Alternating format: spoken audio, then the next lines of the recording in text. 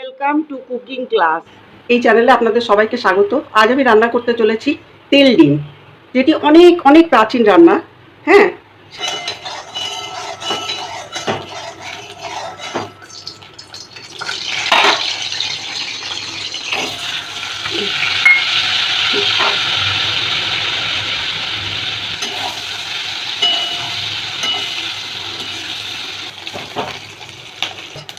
দুটো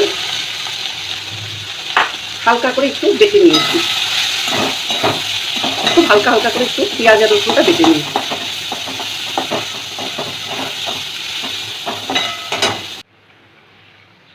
দেখুন, আমার তেল ডিম প্রায় পুরো কমপ্লিট।